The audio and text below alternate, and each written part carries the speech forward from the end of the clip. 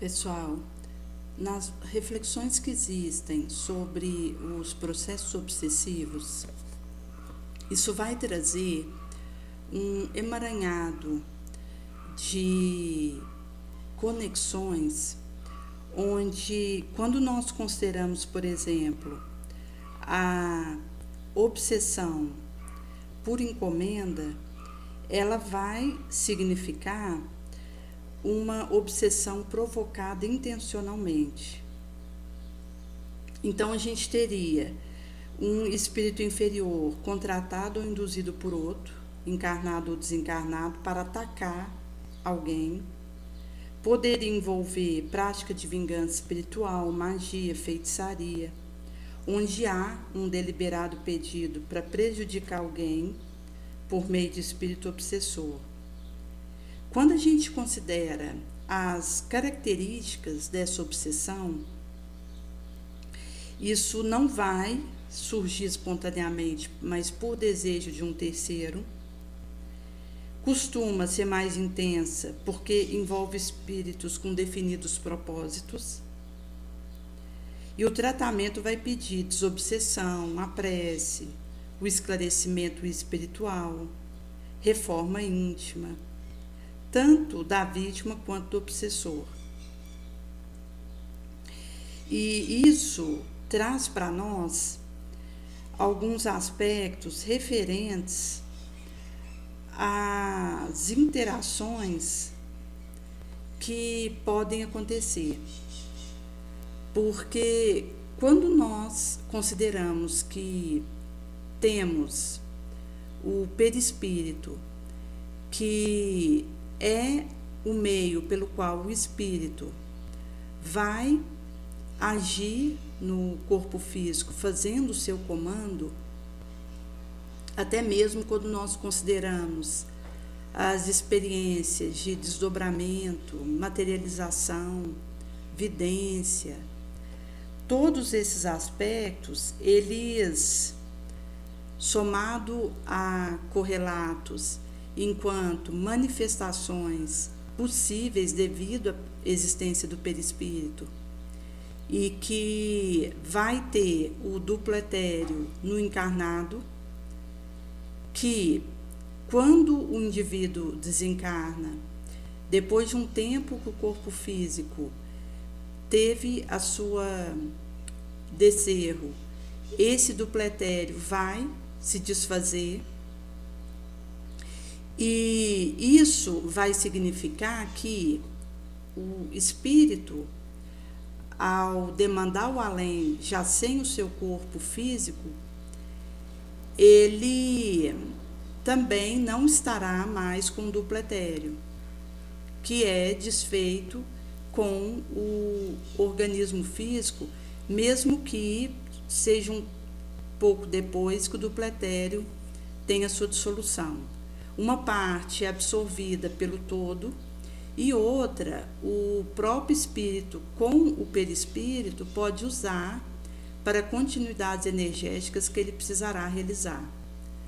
Mas quanto mais o espírito ele é desapegado à matéria e esteja num processo de aprimoramento moral, mais ele se desprende do duplo etéreo, se desliga também do corpo físico para livre demandar o além.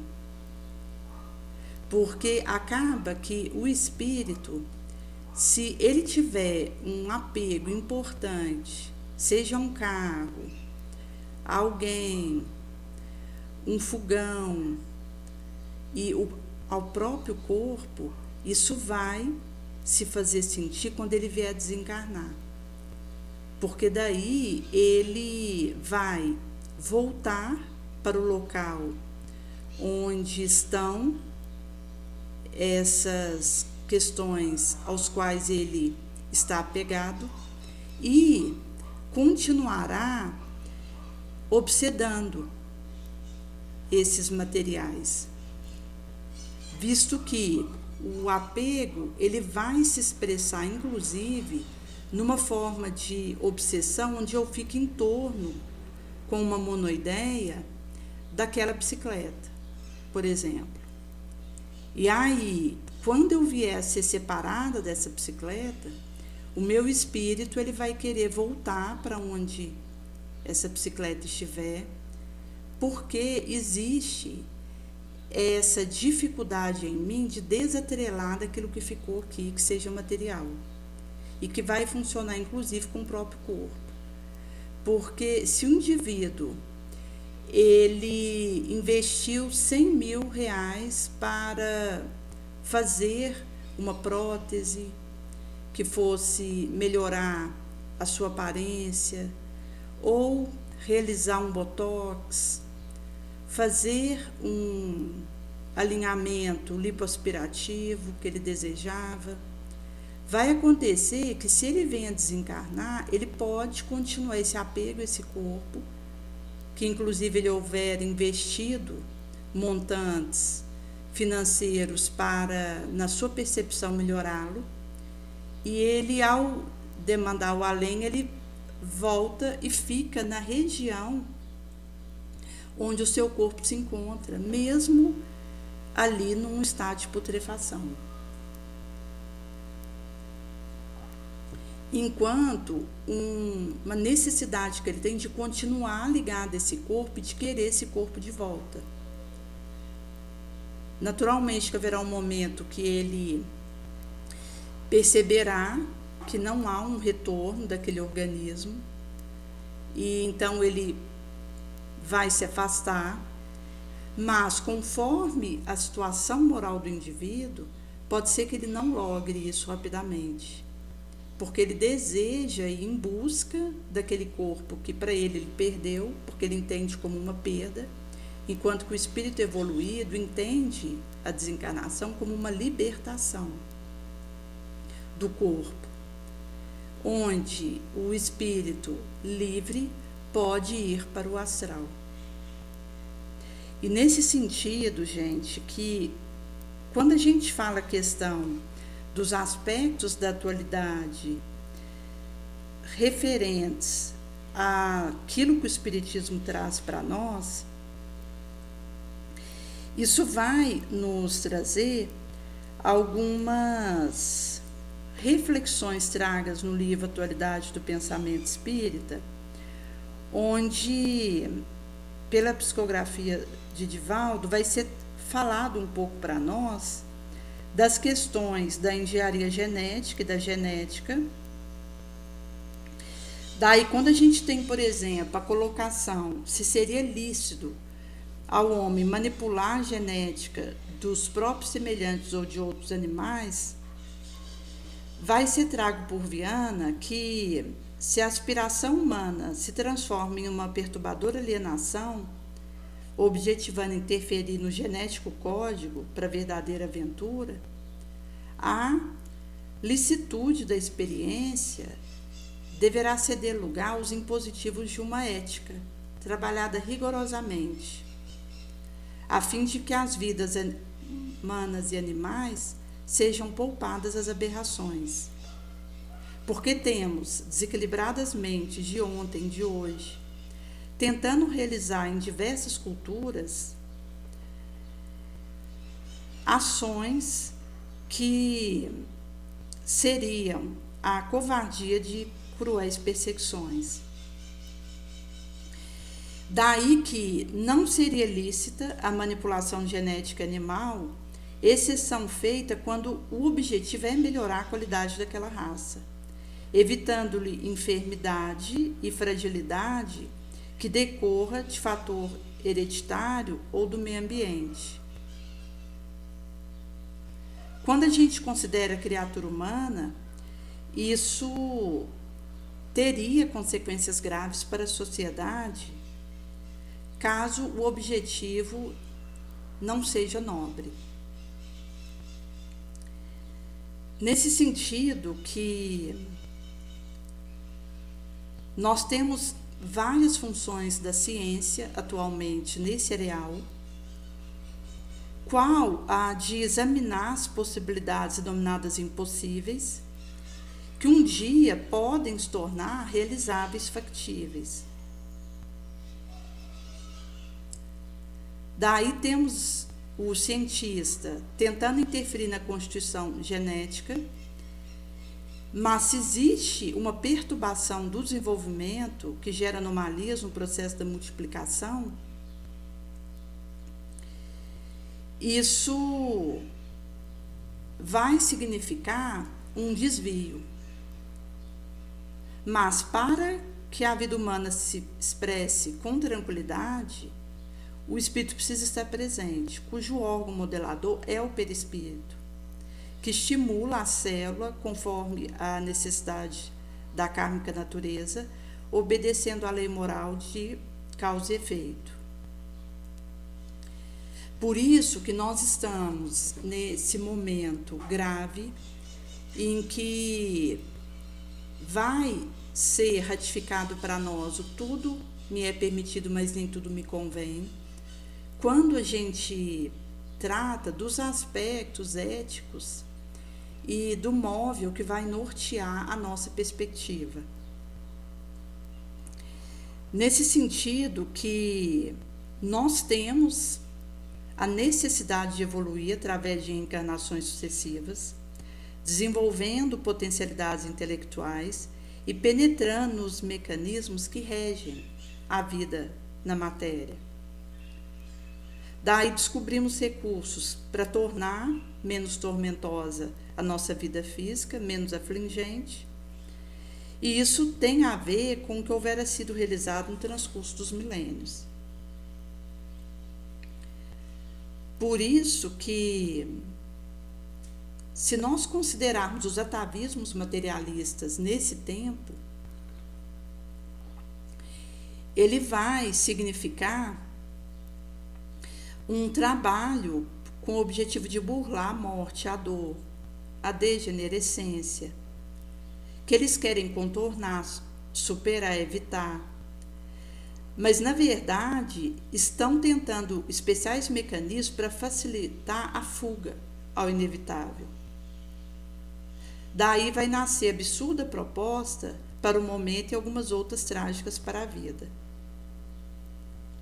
Por isso que, quando a gente fala do levantamento de uma ética para a genética, a bioética, isso urge o estabelecimento de limites e cercear a oportunidade de desenvolver macabro sonho, que torna o ser humano cobaia para dantescos experimentos, a pretexto de fazer construção de ser superior geneticamente.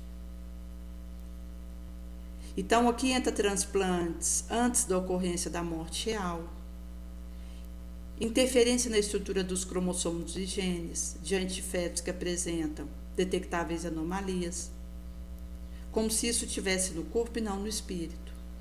Porque acaba que, mesmo que eu detecte uma anomalia genética num feto, isso tem a ver com aquele espírito que está conduzindo aquela modelação e a diferenciação dos órgãos.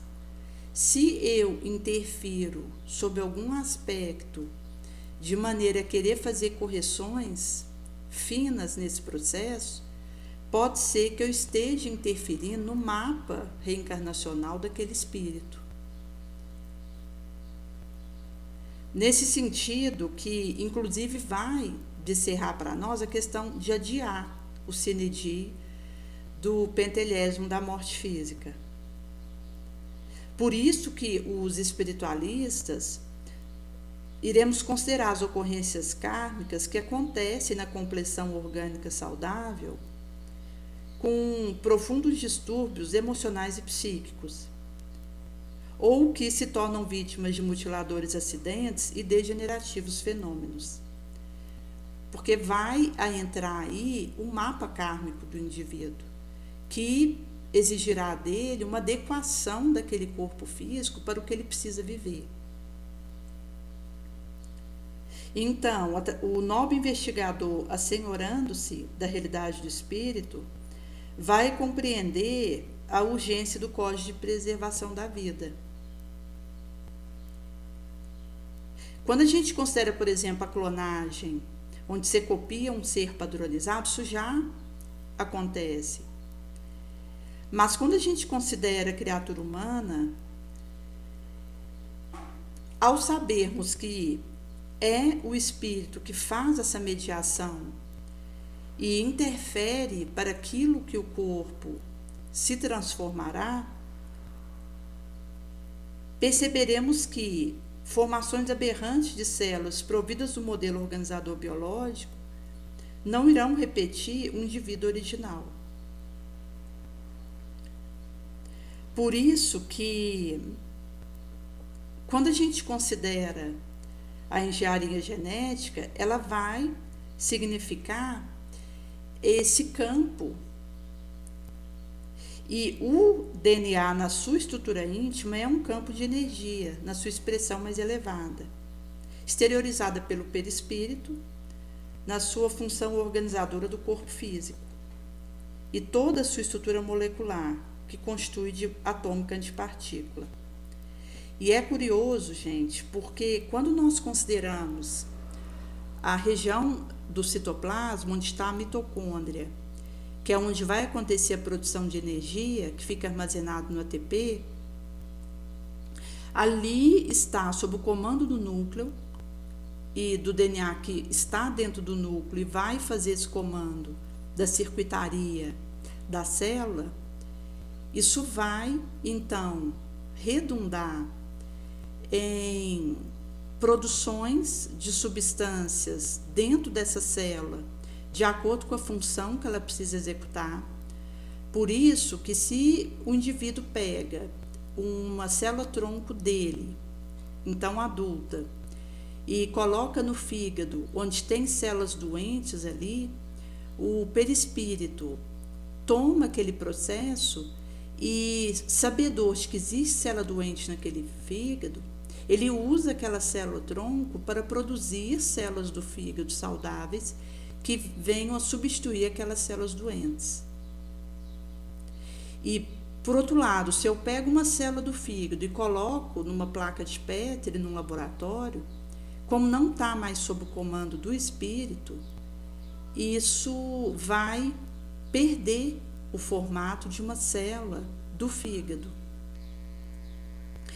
e sua respectiva função, e vai assimilar um formato ameboide, porque o espírito é que faz a condução do caminho que aquela célula precisa seguir, que por repetições quase infinitas, essa célula ela já tem o automatismo para aquela dada direção, então ela vai fazer as produções necessárias para aquele órgão que ela atua.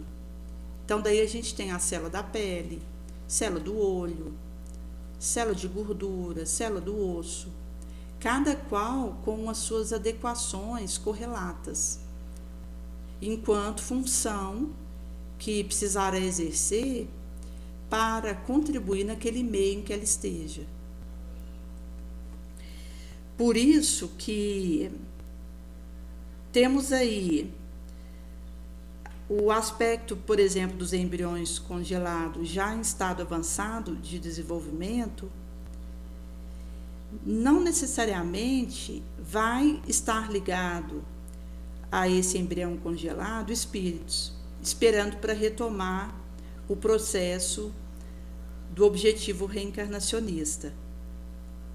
Porque espíritos que pensaram burlar a lei da vida, fugindo das provações pelo falso caminho do suicídio, permanecem em semi-hibernação, aguardando a oportunidade para recomeçar a experiência.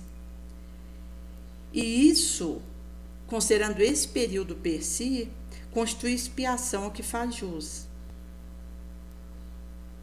O desenvolvimento que vai ocorrer em alguns experimentos é espontâneo, vem do automatismo biológico, mas que não culmina em êxito.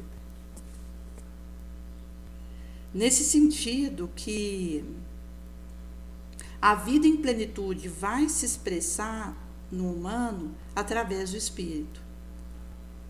Então, por mais que nós tenhamos técnicas avançadas de laboratório, é impossível nós criarmos um corpo sem alma. Existem, gente, situações em que a mulher, mesmo fazendo um exame para gravidez e dando positivo, ela vai ter o início de uma multiplicação amorfa, em que, quando é detectado que ali está desregulado as multiplicações celulares, é recomendado a retirada daquela massa amorfa, porque, na verdade, não houve um espírito que tenha se acoplado àquele zigoto.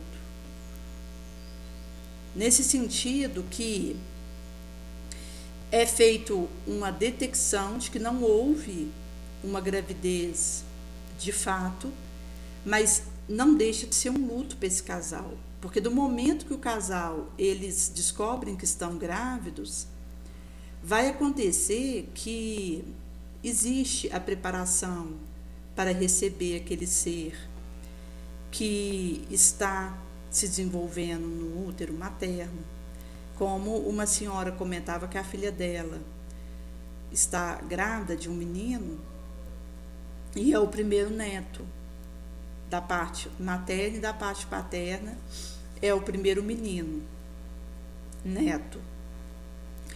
E isso cria toda uma rede de preparação para receber aquela criança que vai chegar, desde a compra de uma cama, de uma cômoda, de um enxoval.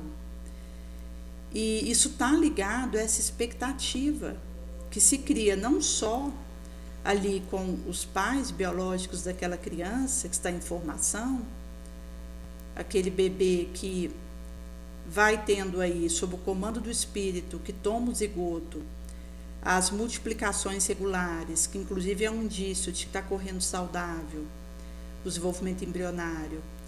E chega num dado momento em que você tem a criatura humana, mas em miniatura, mas já com seus órgãos formados, até unha. É quando ele passa a se chamar feto. A partir daí ele só vai crescer em tamanho.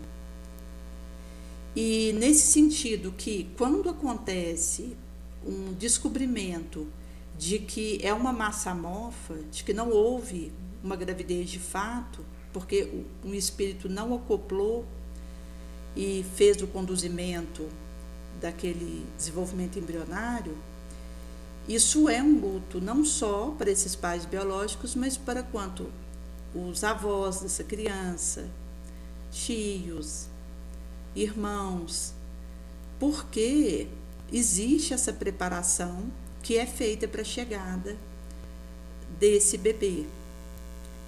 Mas vai mostrar para nós que o desenvolvimento desse zigoto num organismo humano se faz sob a condução do espírito, que tem o seu molde, que é o perispírito. Por isso que o espírito pega aquela massa de células a partir da célula inicial do zigoto, que veio da união do gameta masculino com o gameta feminino, e consegue dele formar os órgãos, a compleição humana que ele precisa, adequado ao seu mapa kármico, que ele já tem o molde perispirítico, e a partir disso é que ele então faz a forma do corpo físico a partir do molde que ele tem perispirítico, enquanto aí um corpo físico adequado a essa forma, a esse molde pré-existente, que é o perispírito.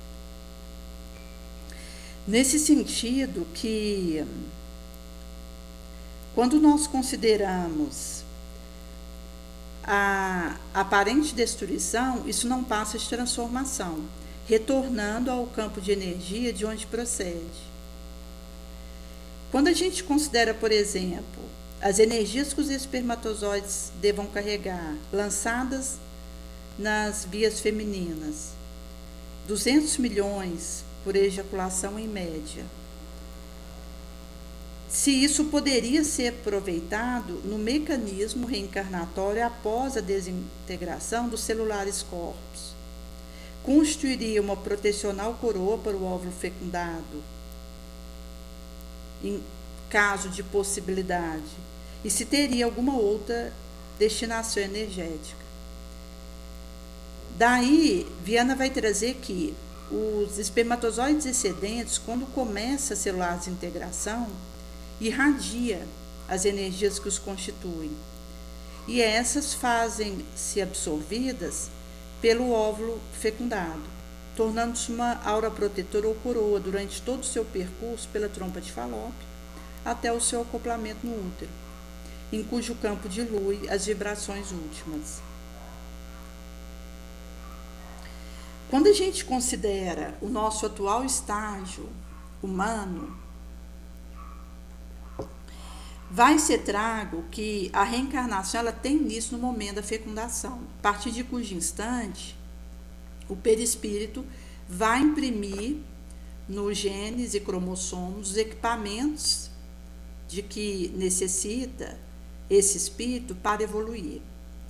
Quando a gente considera estágios mais avançados do biológico processo, nós já teríamos definido programas diversos orgânicos, que dificultaria a perfeita identificação do ser espiritual com os instrumentos que iriam lhe servir de sustentação. Agora, o perispírito é o modelador, sem cuja presença o espírito não lograria fazer imantação à organização física para o processo de encarnação, por ser o envoltório primeiro, e cuja programação se dá pelos recursos magnéticos de que é constituído. E vai apresentar os característicos refletores do seu estado, da sua evolução. O perispírito é basal na gênese corporal, a fim de que a mesma se expresse, possa desenvolver, concretizar e atender aos imperativos kármicos daquele indivíduo. Nesse sentido que, quando a gente tem interferência do perispírito reencarnante na organização genética do corpo, após o momento da fecundação, vai trazer desse agente, que é o perispírito, que modela os orgânicos equipamentos, assim como os processos mentais delicados que decorrem das conquistas do espírito, que é porta dentro da alma, como uma digital. Desde o instante que os espermatozoides disparam na trompa de Falópio, na busca ansiosa do óvulo, os perispirituais automatismos, a semelhança dos biológicos, vão dar carro à modelagem do invólucro, de que se utilizará o espírito para cometimentos futuros propostos pela reencarnação. Então, à medida que a mitose celular ela vai processando, os genéticos elementos experimentam a ação magnética dele irradiante, de tal maneira que os cromossomos se organizam no energético molde, iniciando-se o processo de organização molecular. Por isso, gente, que quando nós consideramos, por exemplo, os aspectos das alterações que alguém possa sofrer, funcionam como mata-borrões das nossas imperfeições. Então, às vezes, uma alteração orgânica que aquele espírito vai modelar através do seu perispírito para um coração, isso funciona à guisa de mata-borrão para uma imperfeição espiritual. Porque existem experiências que nós trazemos do pregresso que se enraizam no nosso psiquismo, nos adoentando. Nesse sentido que existem alterações do nosso psiquismo que têm a ver com nefandades que houvéramos vivido no pregresso e que, a partir disso, vai significar uma alteração na nossa mente e que, na encarnação em que nós estamos, poderá pedir uma anomalia orgânica para matar borrões espirituais, enquanto fazer aspiração de imperfeições que nós temos e nos ajudar na nossa reforma moral. Nesse sentido que, se nós pegarmos, por exemplo, a questão da medicina e considerarmos o que teria maior peso no desequilíbrio do processo saúde e doença, alterações biológicas decorrentes de karma ou formas de vida, ou determinantes sociais.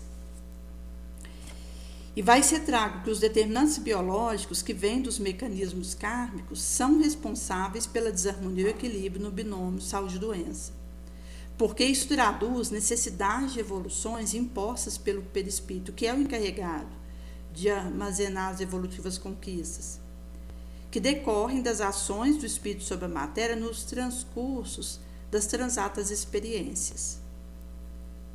Porque é um espírito milenar, que já teve várias encarnações e que tem isso incerto no seu mapa kármico. Agora, quando a gente considera os sociais impositivos, são inevitáveis consequências das realizações do ser, que não pode fugir de si mesmo, dos assumidos compromissos, daqueles desempenhados conforme o direcionamento que se haja dado, recomeçando o processo de crescimento no lugar onde as condições serão propiciatórias para se recuperar espiritualmente, moralmente, ao mesmo tempo lhe facultando os indispensáveis recursos para o próprio desenvolvimento. Então, cada um vai reencarnar no grupo social de que tenha necessidade para a sua evolução, a fim de valorizar as circunstâncias, específicas condições para manifestação dos tesouros que lhe dormem em germe.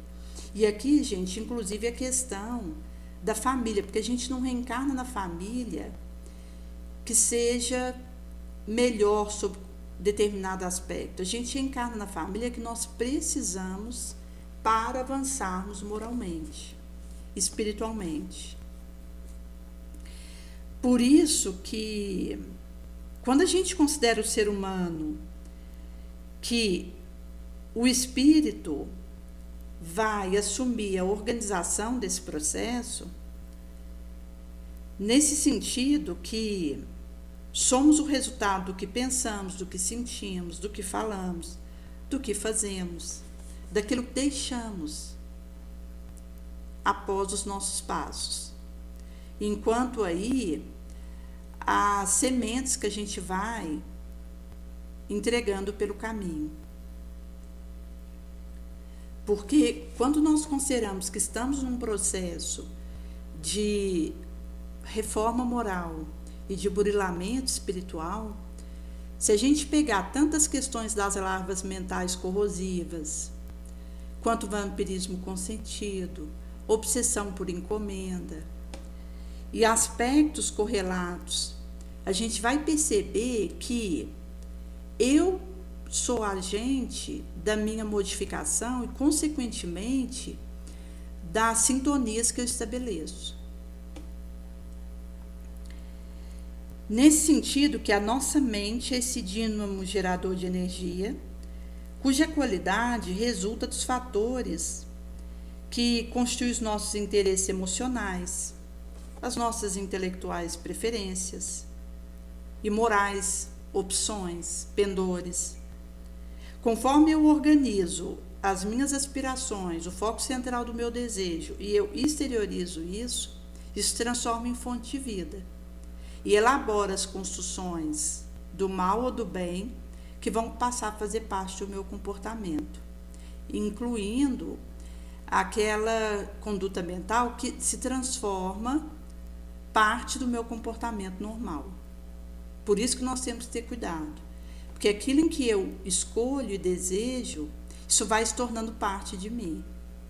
Daí eu preciso selecionar o que eu penso, o que eu falo, o que eu sinto, o que eu faço, o testemunho que eu deixo, porque isso tem a ver com aquilo que eu vou me tornando. Nesse sentido que, quando a gente considera a área da saúde, isso nos responde. Porque é o nosso espírito que pensa, produzindo equilíbrio ou gerando desequilíbrio, desarmonia, a expressar-se em forma de doença que afeta o organismo, a emoção, o psiquismo, levando às patologias mais variadas, que resultam das aspirações sustentadas pela nossa mente. Então, é aquilo que eu opto e sustento. Até porque, gente, aquilo que nós escolhemos diz das sintonias que vão acontecendo. Então, ao que eu desejo, eu sustento aquele querer, isso me leva a afinizar e locupletar com espíritos na mesma faixa, com a sua consequente amplificação. Por isso que cada qual de nós conduzirá os determinantes do esquema saúde-doença, que vão exteriorizar quando as matrizes kármicas facultam a instalação dos processos compatíveis com realizações que deixamos no passado. Da mesma maneira, uma mente equilibrada, ou que se resolve pela renovação e sustenta por uma vontade inabalável a renovação constante para o bem, vai alterar os afligentes mecanismos do sofrimento, modificar as atormentantes paisagens e gerar novas áreas de harmonia, de serenidade, saúde, lucidez, de discernimento. Então, quando a gente considera o equilíbrio psicofísico, é a meta que queremos alcançar. Por isso, é indispensável conhecermos a nós mesmos. Isso é um preponderante fator, porque a gente vai, então, escaneando quem somos, de onde viemos, para onde vamos.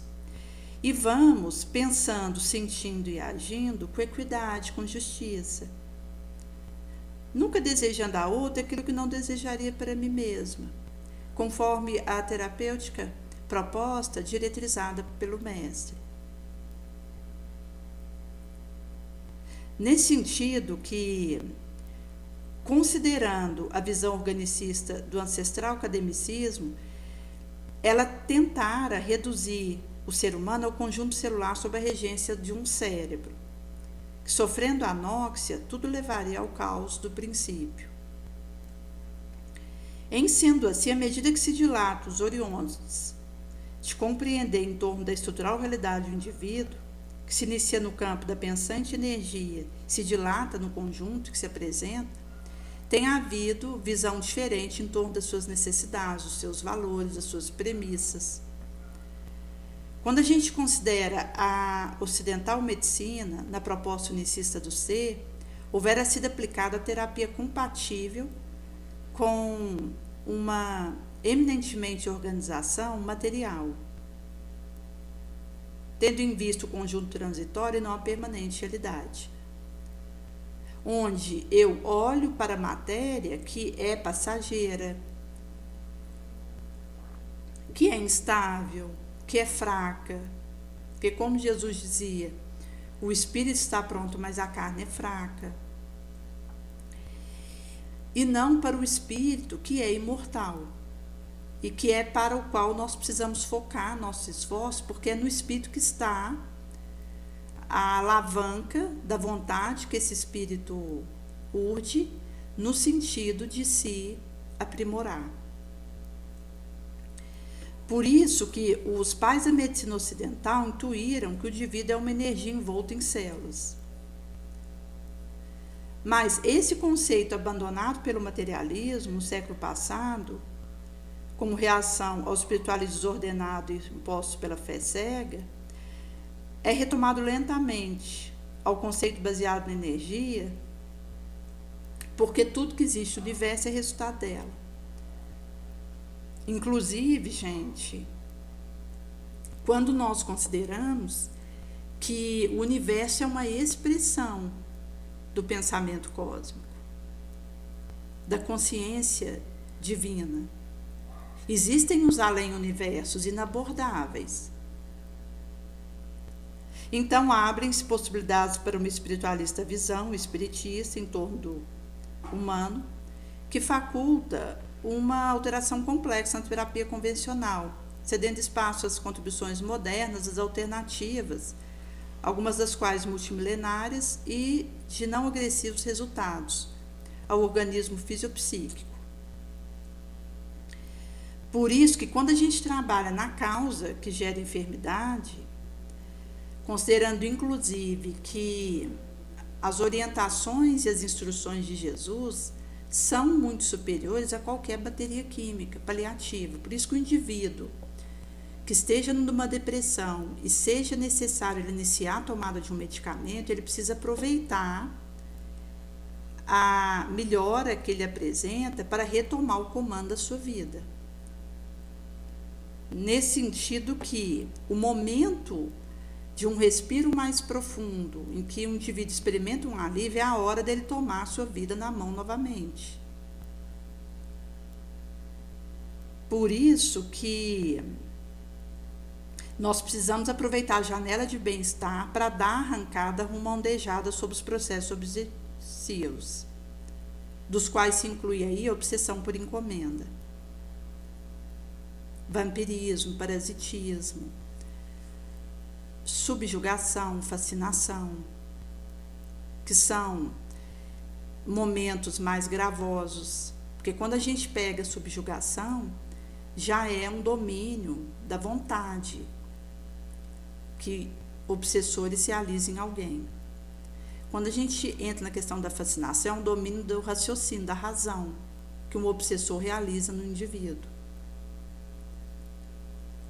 Daí mostrando que sempre pode piorar, e por isso que quando o indivíduo ele consegue aí essa janela, essa fresta de um ânimo, a partir ali de uma medicação, por exemplo, que ele esteja tomando, ele precisa aproveitar para dar essa arrancada rumo a essa ondejada, em que ele sobrepuja os processos obsessivos pela sua reforma, a sua elevação moral, que passa aí pela prece, pelo evangelho no lar, por participação em reuniões de desobsessão, porque mesmo, gente, que o indivíduo ele não possa estar na reunião de desobsessão, até pelo estado alterado que ele esteja, mas ele pode pedir antes de dormir para que ele seja beneficiado por tratamentos desobsessivos em reuniões de desobsessão.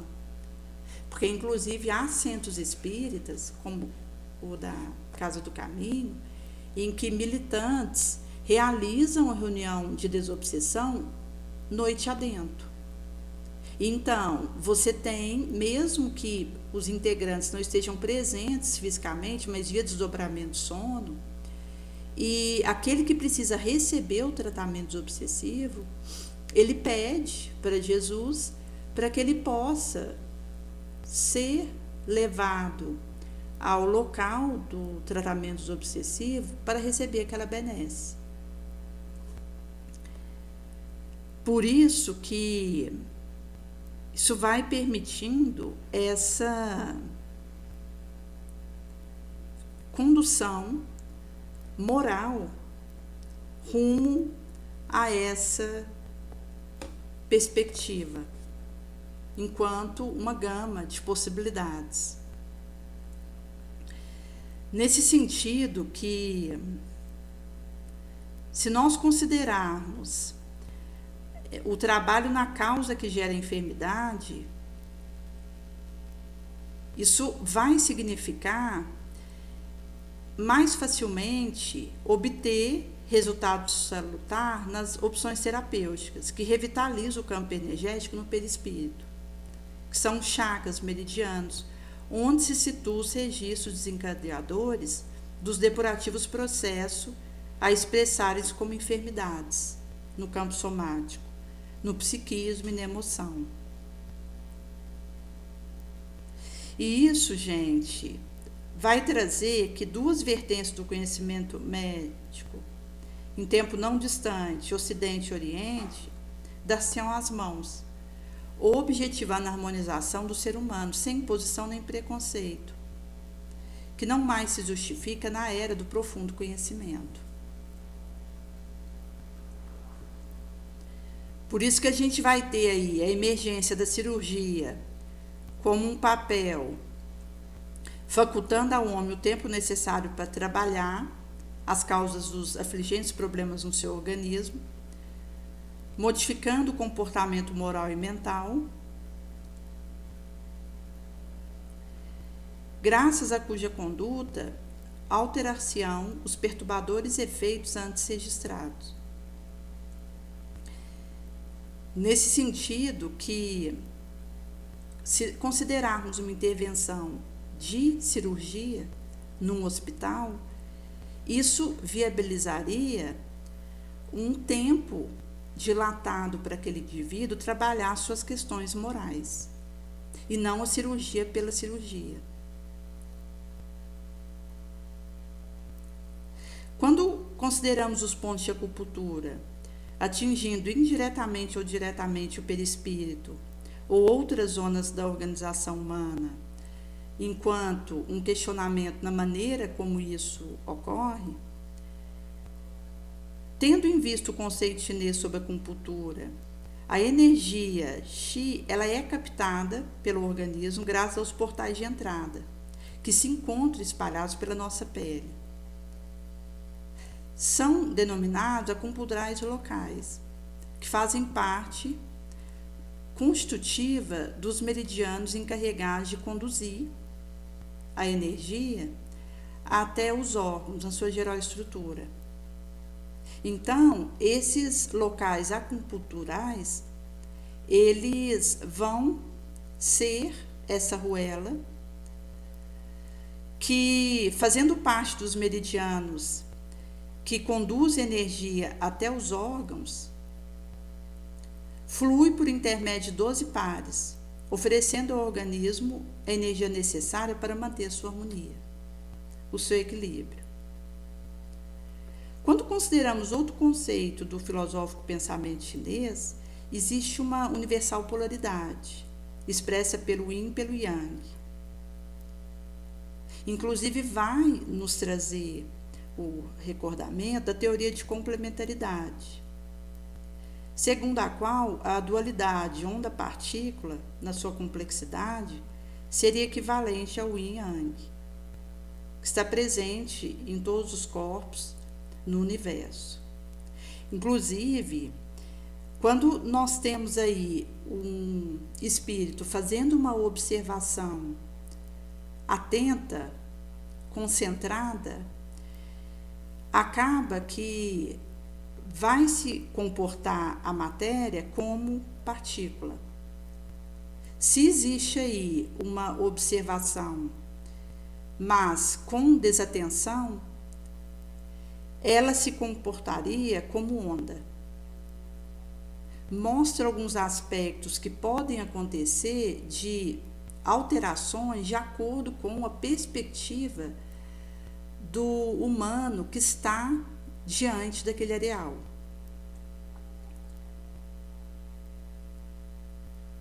Nesse sentido que a saúde seria, conforme essa teoria, o equilíbrio perfeito entre essas duas forças. Se houver uma distonia, seja de natureza espiritual, mental ou física, gera um desequilíbrio no físico, a se converter em enfermidade ou desajuste no departamento correspondente do corpo, que inclusive pegará de início o órgão de choque. Então, seria através da harmonia de energia Qi por intermédio dos meridianos esquerdo e direito, conseguiríamos o equilíbrio em Yang, que seria a reconquista da saúde. Nesse sentido que os locais acupunturais, que estão nos meridianos da pele, têm propriedades elétricas, que os tornam diferentes dos campos da comum epiderme. Circuitos elétricos que levam a energia dos pontos acupunturáveis à intimidade dos órgãos.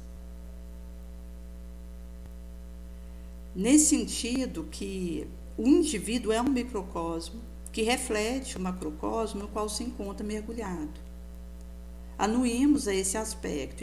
Então, a energia aplicada nos pontos de acupuntura é absorvida pelo nervo, pelas gliais células, em torno das quais se encontram, e a partir daí se encaminham os departamentos outros do organismo, produzindo equilíbrio, do qual tem necessidade o indivíduo. Daí, a energia Chi é captada pelo perispírito, que se encarrega de estimular as futuras células a um desenvolvimento harmônico,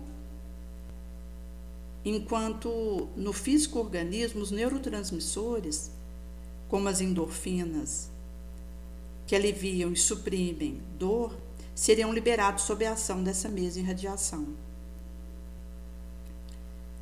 Nesse sentido que o perispírito será alcançado em razão dos seus campos energéticos, e isso significará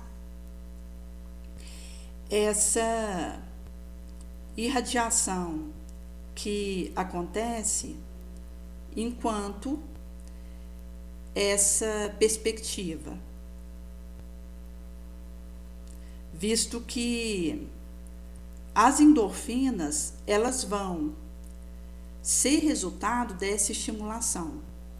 Daí, os aspectos das irradiações têm a ver com aquilo que está sendo produzido a partir disso para ser entregue e, então, o sofrimento, sob algum aspecto, ser aliviado.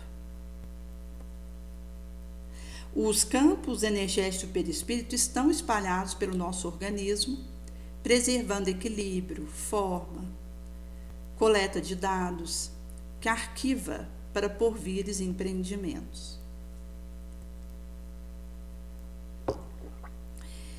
Daí, quando a gente considera a assinalação de vibratória deficiência específica decorrente do mau uso do organismo, seja na existência atual ou pregressa, numa anterior, o campo de energia se apresenta debilitado, exteriorizando em ondas de frequência descontínua, que dificulta o processo da celular mitose, ou diminui a produção de leucócito.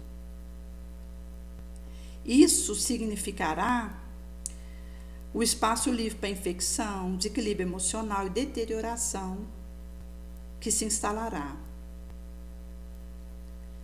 Por isso que o espírito, através do seu perispírito, fará partir as correntes de energia encarregadas de contribuir para o orgânico metabolismo, para que aquele núcleo que lhe distribui as forças. Ou seja, o espírito, usando o perispírito, faz partir essas correntes energéticas que contribuem para o metabolismo orgânico.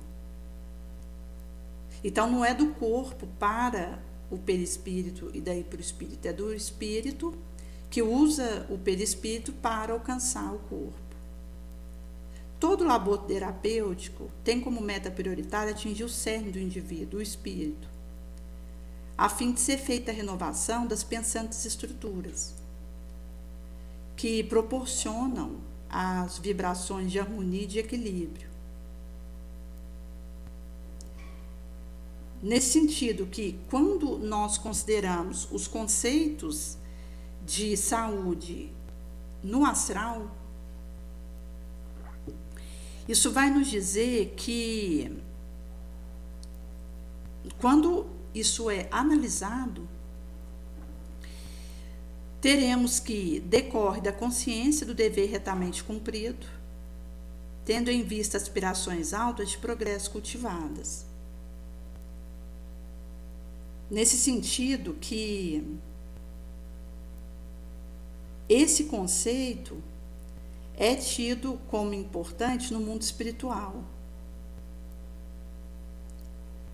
visto que vai constituir esse areal onde poderemos ir tecitando o estrutural interno saudável, que parte dos sentimentos nobres, do autodomínio.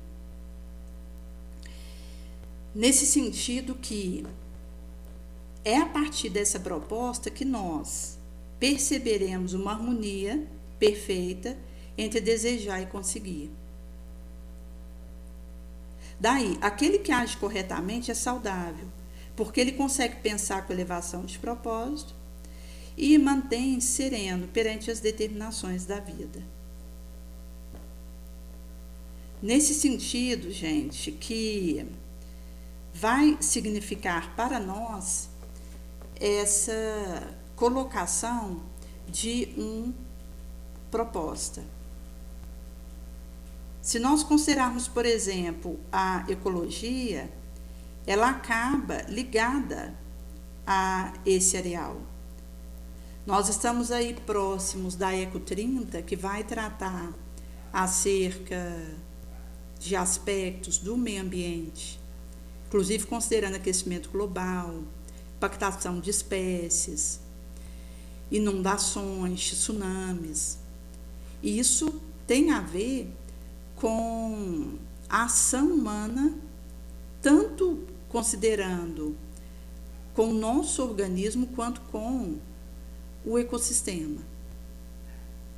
E, inclusive, o aspecto da valorização da vida e daquilo que isso faz repercutir enquanto a nossa maneira de lidar com o que está do nosso lado. Nesse sentido que nós temos aí esse momento grave onde as alterações climáticas elas vão levar a uma impactação de populações vulneráveis e vai dizer de uma investigação científica que, ao constatar a imortalidade da alma e reafirmar as conquistas da espírita ciência, traz postulados para filosóficas reflexões e religiosas morais. Daí, a sociedade nova ela já começou com o advento do espiritismo.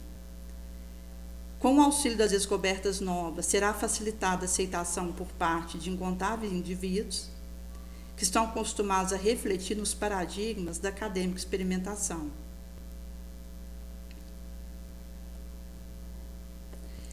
Inclusive, quando nós consideramos o aspecto do meio universitário, se nós apresentarmos o Espiritismo como uma doutrina que deve ser estudada nas universidades, fazendo parte do seu pedagógico currículo, isso não seria próprio, porque seria repetir um equívoco experimentado por outras doutrinas que tentaram impor seus postulados e desembocaram no delírio da intolerância, do fanatismo, da fascinação. O Espiritismo é uma ciência que deveria ser estudada na entidade espírita, onde se encontram presentes instrumentos de aferição, de valores que demonstram a excelência, a bênção dos seus postulados. Quando é examinado em profundidade, abrem-se-lhe belas facetas, religiosa, filosófica, facultando a cada qual esculpir, no seu e mal, as lições auridas e transubstanciais para melhor, de maneira a sociedade experimentar sua moral renovação. As experiências mediúnicas podem ser realizadas em qualquer lugar, onde haja predominância do nobre valor, da investigação e da análise, conforme ocorrera no passado e ainda sucede no presente. Sob esse prisma, o meio universitário está preparado para receber as informações do Espiritismo, até porque existem temas que nós podemos suscitar no meio da escola, da universidade, que não precisa ser tratado diretamente enquanto um título de doutrina espírita, mas os temas e as reflexões morais que o Espiritismo nos presenteia são de interesse geral. E muitos ouvem pregações espíritas, leem conteúdos espíritas e se beneficiam, mesmo não indo a um centro espírita. Então, diríamos que o Espiritismo deverá ser estudado nas universidades como parte de transversais programas com o objetivo de complementar os cursos, aumentando a capacidade de discernir dos alunos abrindo espaços mais amplos culturais para o entendimento da vida, seus objetivos. Não, porém, como uma disciplina sujeita a curricular avaliação e promoção de educando.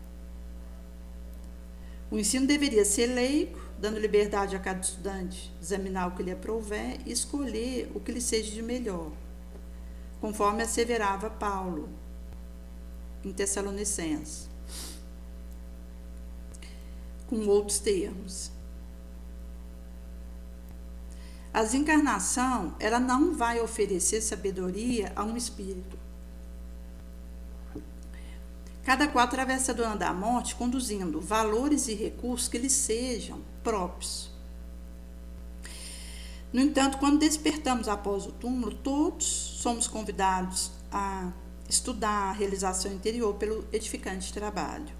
As venerandas entidades que zelam pelo progresso dos terráqueos, em nome de Deus, vão expor aquilo que convém ao homem saber, de maneira que as informações não ultrapassem sua capacidade de absorção, empurrando para inoportunas experiências, esclarecimentos que não podem ser utilizados. Daí o progresso vai obedecer a uma planificação superior e vai ocorrendo na pauta, na medida do desenvolvimento da própria criatura. Em sendo assim, os espíritos no astral prosseguem aprendendo, desenvolvendo a sua capacidade de inteligência, de raciocínio, de crescimento moral, sem a perturbadora pressa, nem a ansiedade de penetrar em fontes da extemporaneamente sabedoria. Onde nós poderíamos situar o surgimento do espírito? Seria na elaboração da mônada, no momento posterior onde se manifestasse de alguma forma o espírito inteligente, ou ainda posterior fase, no reino pré-hominal ou animal. Diante dessa questionação, vai ser trago que Deus cria o psiquismo antes da mônada, que já seria uma forma primitiva de energia em processo de materialização. Esse psiquismo, ele dormita no mineral, sonha no vegetal, sente no animal e adquire função pensante no homem, prosseguindo rumo à divina transcendência.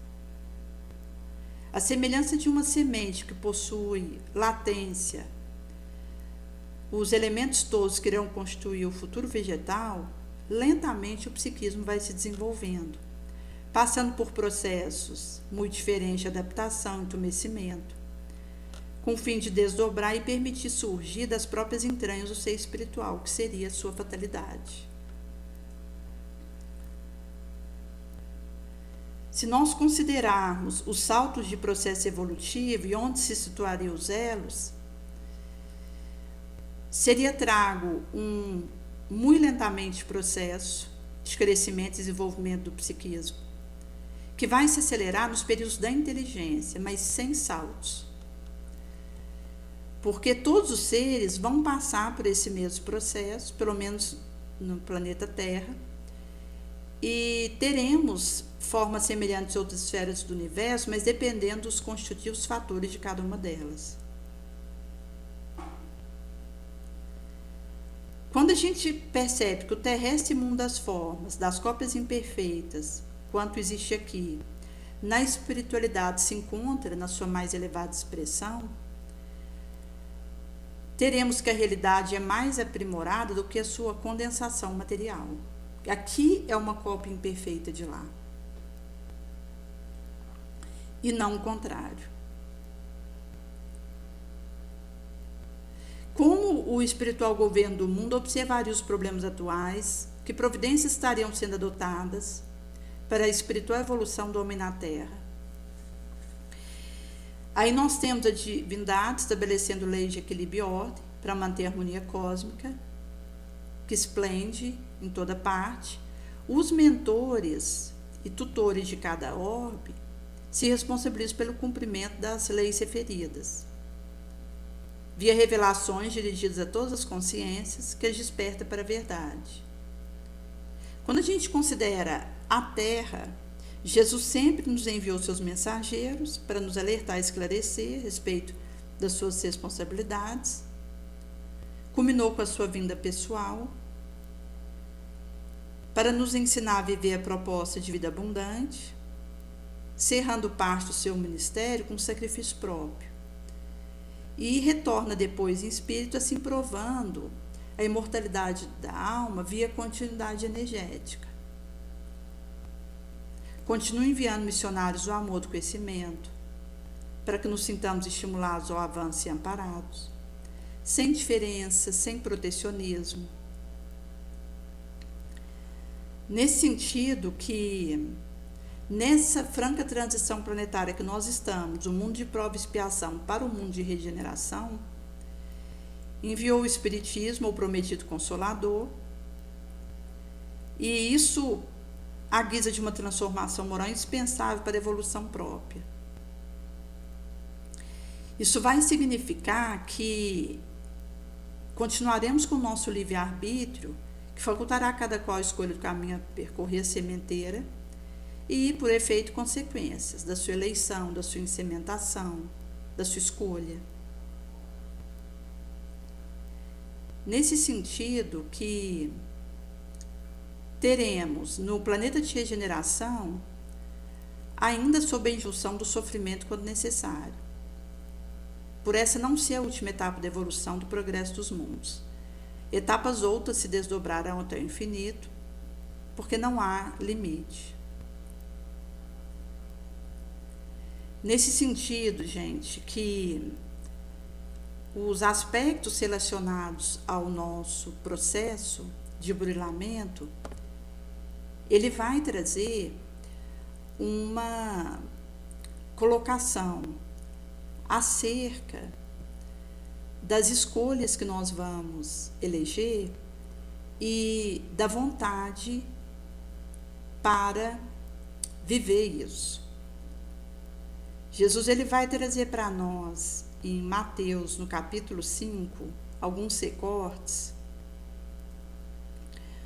onde ele nos traz sobre os juramentos, em que ele vai dizer que nós houvéramos ouvido igualmente, que tinha sido dito aos antigos, não jurarás falso, cumprirás ao Senhor os teus juramentos.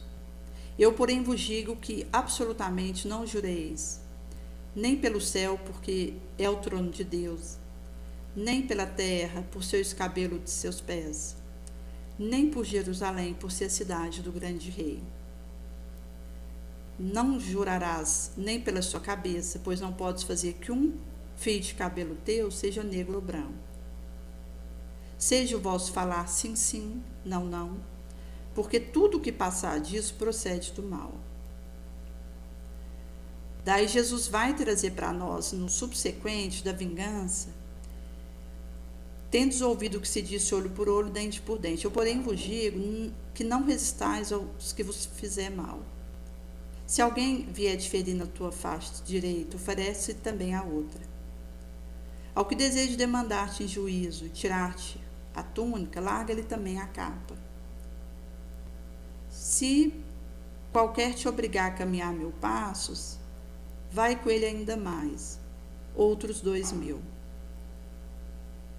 Dá a quem te pedir, não voltes às costas ao que deseja que lhe empreste.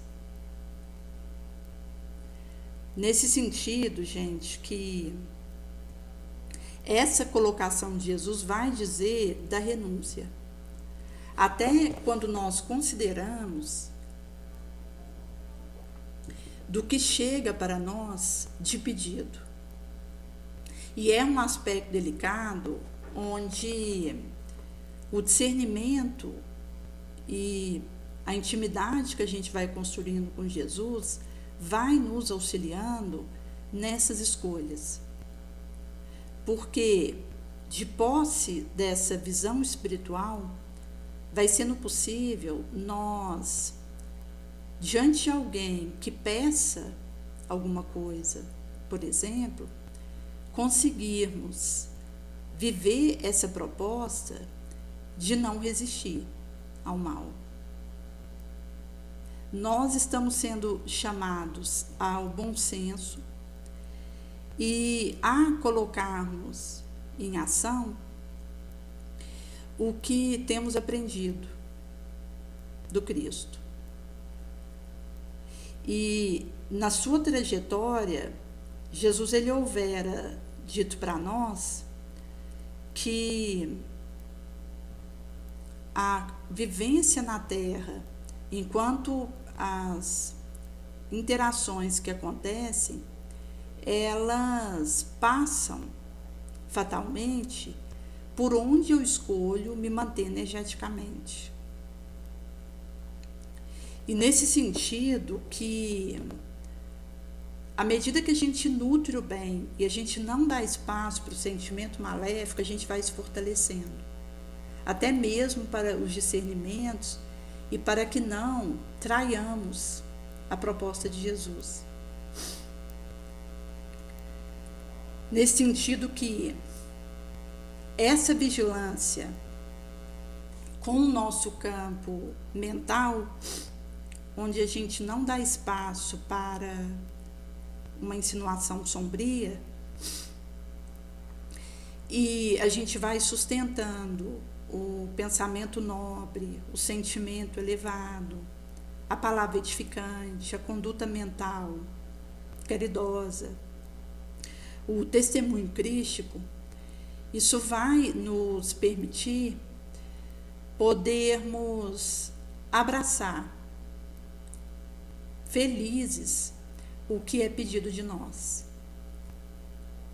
leais ao que Jesus tem nos traçado, porque Ele nos colocou o mapa do tesouro e nos dá essa condição de irmos por esse caminho da pedra. Por isso, gente, que nós temos uma lei civil, mas ela per si, nem os compromissos que ela faz contrair podem suprir a lei de amor se essa não estiver internalizada. Por isso que o que foi imposto à força para nós como imposição pode e vai acabar desmoronando por si mesmo. Por isso que acaba, quando a gente considera uma união infeliz, por se tornar uma ação criminosa, uma infelicidade dupla. Agora, se nós estivéssemos absorvendo o amor genuíno, a lei não seria necessária, visto que a internalização da caridade seria a concretização porta dentro da alma da lei do amor. Por isso que nós temos a lei imutável de Deus, que é aquela que permanece, e nós temos a lei variável dos terráqueos, que desmorona. Nesse sentido que quando nós consideramos a nossa tranquilidade consciencial, é atendermos àquilo que Jesus pede de nós.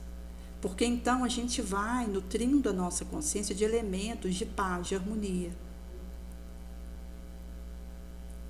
que vai ser trago de céu e terra passar, mas as palavras de Jesus não passarão. Porque são leis inderrogáveis que vazam de Jesus na nossa direção como governador planetário e que nos emula a, em seguindo esse caminho, a gente ir, então, podendo experimentar as harmonizações de que tanto necessitamos. Por isso que o caminho, enquanto essa proposta, é uma nutrição de um bem renovado dentro de nós constantemente. E as perspectivas, os aprimoramentos que resultam daí. Porque nessa vigilância, nessa prece, nesse clima mental, vai sendo possível a gente internalizar as lições do mestre e colocar isso em prática. E isso significará um alinhamento e uma harmonização com a lei de causa e efeito, onde a nossa consciência, registrando isso, ela apazigua, ela fortalece. E com isso vai fortalecendo os nossos mecanismos de discernimento, sabedoria, de intuição, de inspiração. Então a gente vai conseguindo essa eterização, esse desapego daquilo que é material e essa elevação espiritual, que vai nos colocando em contato com os tutores da humanidade, que, tragos por Jesus, que continua no leme do nosso barco, da nossa nave planetária, desejosos de nos levar à fidelidade e a podermos, nessas internalizações, irmos não só corrigindo os nossos erros, arrependendo, espiando e reparando, mas irmos errando menos e acertando mais.